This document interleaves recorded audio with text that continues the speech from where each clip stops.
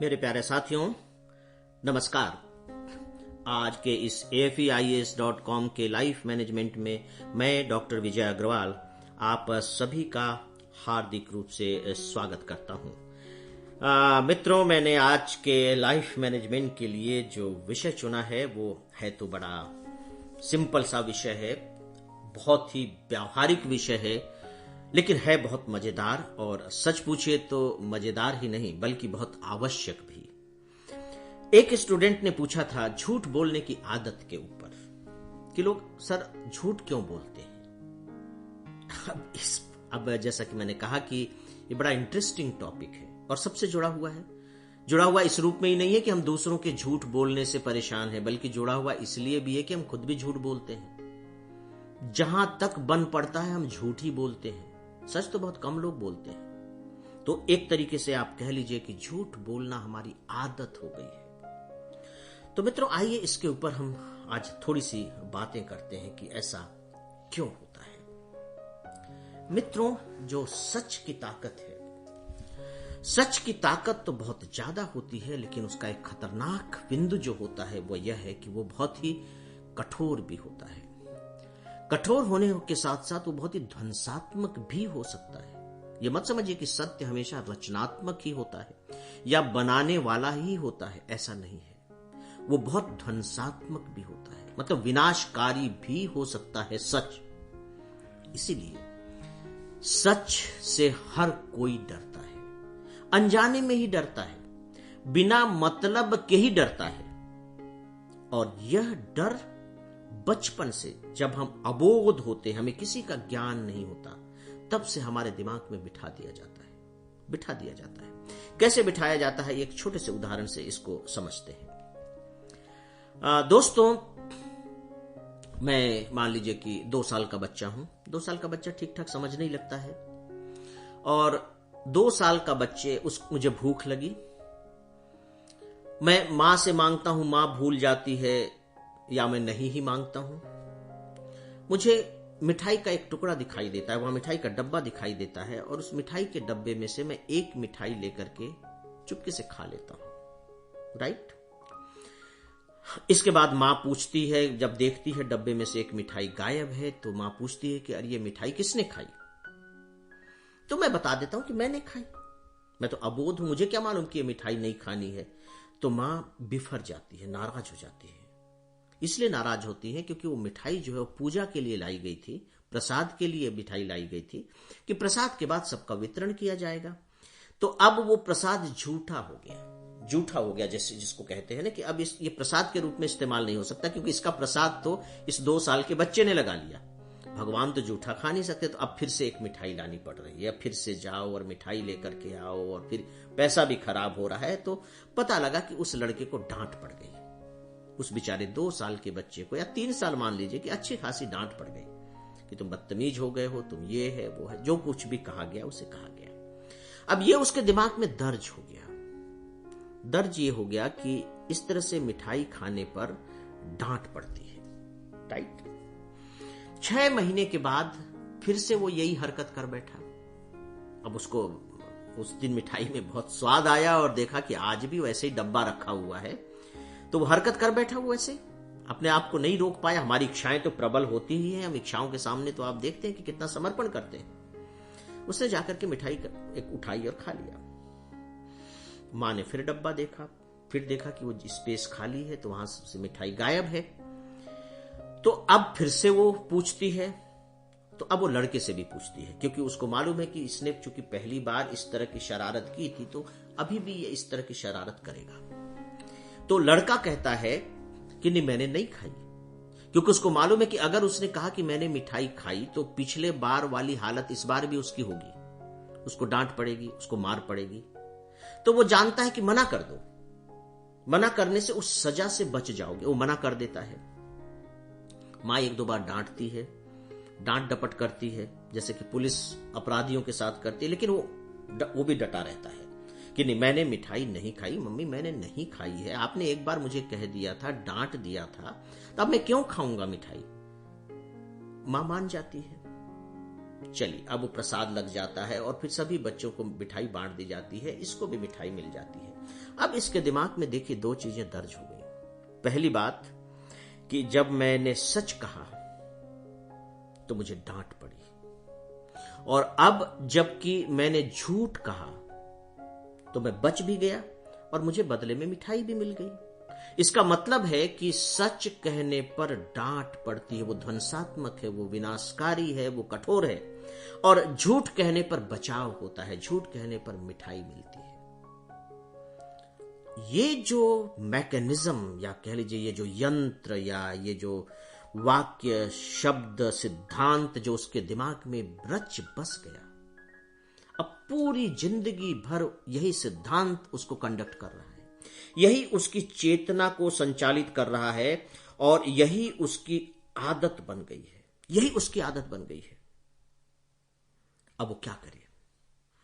तो स्थिति यह होती है दोस्तों आगे चलकर कि उसको लगता है कि जो फायदेमंद सौदा है वो झूठ बोलना ही है।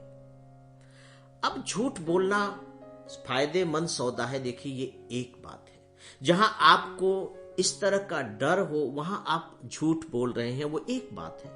लेकिन होता क्या है कि जब कोई चीज इस तरीके से हमारी आदत बन जाती है तो उसमें प्रॉब्लम फिर यह होती है कि जहां सच बोलने से फायदा होगा, या कह लीजिए कि सच बोलने से कोई नुकसान नहीं होगा, वहां भी हम झूठ बोलने लगते हैं, वहां भी हम झूठ बोलने लगते हैं और हमें पता नहीं लगता है कि हम झूठ बोल रहे हैं।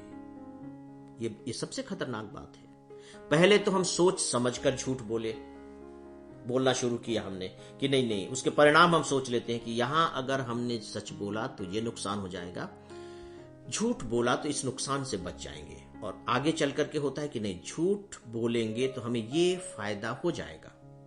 कैलकुलेट करके हम बोलते हैं, और उस समय हमें यह पता रहता है कि हम झूठ बोल रहे हैं या सच बोल रहे हैं। इसकी जानकारी हमें रहती है और अच्छे तरीके से रहती है, इसमें कोई प्रॉब्लम नहीं होती। लेकिन होता क्या है दोस्तों, एक अवचेतन मन में जब ये चीजें फिट हो जाती हैं तो हमारा जो ज्ञान है वो उसका लोप हो जाता है, वो गायब हो जाता है। जैसे आप इसको सिंपल तरीके से समझ लीजिए कि जब आप साइकिल चलाना सीख रहे थे तो कितना संभल करके सीख रहे थे, ये एक एक चीज को याद करते थे कि नहीं, हैंडल ऐसे पकड़ना है, जोर से पकड़े रहते थे, फिर गिरते थे, फिर इधर बैलेंस खत्म होता था, है ना। एक एक चीज पर आपका ध्यान रहता था। जब आप साइकिल चलाना सीख गए हैं तो फिर आप आराम से चला रहे, आपको पता ही नहीं कि आप पैडल मार रहे हैं कि नहीं है, हैंडल पर हाथ है कि नहीं, आप बड़े आराम से चला रहे हैं। मतलब अब आप सतर्क नहीं है, ये असतर्क है। आप असतर्क, ये असतर्क सतर्कता है, क्योंकि आपके दिमाग में वो मैकेनिज्म बैठ गया है। दोस्तों, झूठ बोलते बोलते जैसे कि वो सिस्टम साइकिल चलाते चलाते आ गया कि अब हमें पता ही नहीं लग रहा है कि हम साइकिल चला रहे हैं और साइकिल चल रही है, ठीक इसी तरह से झूठ बोलते बोलते बोलते बोलते हमारी चेतना को भी ये आदत हो जाती है, या कह लीजिए कि उसका स्वरूप ऐसा बन जाता है कि हम झूठ बोल रहे होते हैं लेकिन हमें इस बात का आभास नहीं होता है कि हम झूठ बोल रहे हैं। यानी कि झूठ के प्रति हमारी संवेदनशीलता खत्म हो जाती है और झूठ प्रोमिनेंटली हमारे जीवन का हिस्सा बन जाता है। आप सोच कर देखिए कि एक दिन में सच में हम कितने सारे झूठ बोलते हैं, और ऐसे मामलों में भी झूठ बोलते हैं जहां झूठ की कोई जरूरत ही नहीं है। जैसे मान लीजिए कि आप घर से बाहर जा रहे हैं, आपकी मां पूछती है कि बेटे कितनी देर में आओगे, आपको मालूम है कि आपको 2 घंटे लगेंगे, आपको मालूम है आपको 2 घंटे लगेंगे, लेकिन आप क्या कहते हैं, बस आधे घंटे में आ जाऊंगा, क्योंकि आप मानते हैं कि यार 2 घंटे कहेंगे तो बेकार ही पूछेंगे क्यों 2 घंटे लगे, कि कहा है तो आधा घंटा कह के टाल दो चलो, और आप 2 घंटे में रहे हैं। जब आप 2 घंटे में लौटे तो फिर मां पूछेंगे कि बेटे आधा घंटा कह के गया था, तू ये 2 घंटे में क्यों लौटा, क्या कर रहा था। फिर अब आप झूठ बोलेंगे कि बाइक खराब हो गई थी, या दोस्त ने जबरदस्ती रोक लिया, जबकि आप सिनेमा हॉल में सिनेमा देख रहे थे, सिनेमा अच्छा नहीं लगा तो छोड़ करके चले आए। फिर यहां झूठ, तो आप देख रहे हैं कि कैसे झूठ का एक विशेष सर्किल होता है, श्रृंखलाएं होती हैं। इस तरह की श्रृंखलाएं की जो अलग अलग कड़ी तो दिखाई दे रही लेकिन एक दूसरे से जुड़ी हुई है, तो अब आपने झूठ बोलना शुरू कर दिया है। कोई आपको बुला रहा है, हाँ बस अभी आया, अरे अभी आया का क्या मतलब है भैया, बता दो कि मैं आधे घंटे में आया। दफ्तर से छुट्टी लेनी है तो झूठ। अगर मैं व्यापारी हूं, अपना सामान बेच रहा हूं, तो मुझे तो बड़ा इंटरेस्टिंग कभी कभी लगता है कि जैसे मान लीजिए कि मैं 2000 रुपए की कोई चीज खरीद रहा हूं, तो मैं कहूंगा कि भैया इसको यार 1900 रुपए में दे दो। अब हम लोगों की तो देखिए आदत है मोल भाव करने की, या कह लीजिए कि मोल भाव बिना किए ना तसल्ली नहीं होती है कि इसने सही रेट दिए होंगे।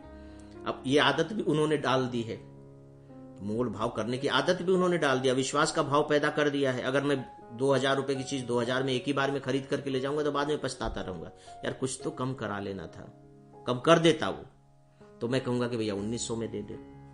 तो मालूम हो क्या क्या, नहीं 1900 में तो नहीं पड़ेगा साहब, ये 1925 रुपए की तो हमारी खरीदी है, 75 रुपए आपसे कमा रहे हैं। 2000 रुपए की चीज में अगर 75 रुपए भी ना कमाएं तो बताओ फिर क्या व्यापार करें, क्या खाएं पिए, रोटी धंधा कैसे चलेगा। तो आप ऐसे कीजिए कि आप 50 रुपए फायदा दे दीजिए, आप 1975 में दे दीजिए। अब उसने 1900 रुपए की खरीदी बता दी, 1950 रुपए में वो आपको दे देगा। और बहुत अच्छे तरीके से मैं भी जानता हूं कि यार कोई भी 2000 रुपए की चीज में केवल 25-50 रुपए नहीं कमाता है, मुझको भी मालूम है। मुझको मालूम है कि वो झूठ बोल रहा है और मैं भी झूठ बोल रहा हूं कि भैया मेरे पास इतने पैसे नहीं है। तो एक झूठ का खेल चल रहा है, गेम है ना, एक झूठ का जो भी आप नाम देना चाहे कह लीजिए। तो एक इस तरह से खेल चलता रहता है समाज में। तो सच पूछिए तो व्यावहारिक स्तर पर झूठ एक ऐसा सिक्का बन गया है कि यही चलता है। सच का सिक्का तो इस दौड़ से बाहर है। सच बोलते ही सच पूछिए हमारे ओंठ जलने लगते हैं, जीभ चरपराने लगती है, शरीर में गर्मी पैदा हो जाती है, ऐसा लगता है कि जैसे कि कोई विस्फोट हो जाएगा क्योंकि सच बोल दिया गया है।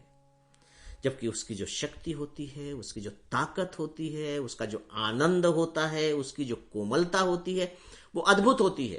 लेकिन अनफॉर्चुनेट पार्ट है कि बचपन से वो हमारे दिमाग में नहीं डाला गया है। काश कि हम ऐसा कर पाते। लेकिन मित्रों मैं आपको एक बात और बताना चाहूंगा, ऐसा नहीं है कि अब हम कुछ कर नहीं सकते, ऐसा बिल्कुल भी नहीं है। आप थोड़ा सा सतर्क हो जाइए, आप धीरे धीरे सच के करीब पहुंचने लगिए। आप देखिए कि आप सच बोलने लगेंगे। अगर आप सच बोलने लगेंगे तो विश्वास कीजिए, जैसे मैंने कहा कि उसका स्वरूप विध्वंसात्मक होता है, विनाशात्मक होता है, तो आप ये बिल्कुल मत समझिएगा कि ऐसा नहीं करना चाहिए, नहीं तो ये विध्वंस कर देगा, ये विनाश कर देगा। ऐसा बिल्कुल भी नहीं है। ये बहुत प्यारा होता है, ये हमें शक्ति देता है, हमें ठोस बनाता है, हमारी चेतना को विशुद्ध करता है, और सबसे बड़ी बात है कि सामने वाले के मन में हमारे प्रति बहुत दृढ़ विश्वास पैदा करता है। एक तरीके से ये आप ये कह लीजिए कि लोहे की दीवार की तरह होती है। बस थोड़ी सी कोशिश करना पड़ेगा, थोड़ा सा रिस्क भी लेना पड़े तो लेने में भी कोई हर्ज नहीं है, क्योंकि अभी अगर आपका ये कुछ नुकसान करेगा तो आगे चल करके वो बहुत आपको फायदा पहुंचा सकता है। लेकिन हमारे शास्त्रों में एक बात कही गई है, सत्यम ब्रूयात, अप्रियम सत्यम न ब्रूयात। सत्य बोलो लेकिन अप्रिय सत्य मत बोलो, मतलब सत्य को इस तरीके से मत बोलो कि सामने वाले को बुरा लगे। सच बोलो, तरीके से बोलो। तो मित्रों वक्त हो चुका है, तो मैं समझता हूं कि जो महत्वपूर्ण बातें थी लगभग वो मैं आप लोगों से शेयर कर चुका हूं। अब आप सब इस बारे में, हम में से हर कोई इसका अनुभवी है, भुक्तभोगी है, तो अपने लिए अपने रास्ते निकाल सकते हैं, अपने तरीके ढूंढ सकते हैं। तो दोस्तों अब इजाजत चाहूंगा, नमस्कार।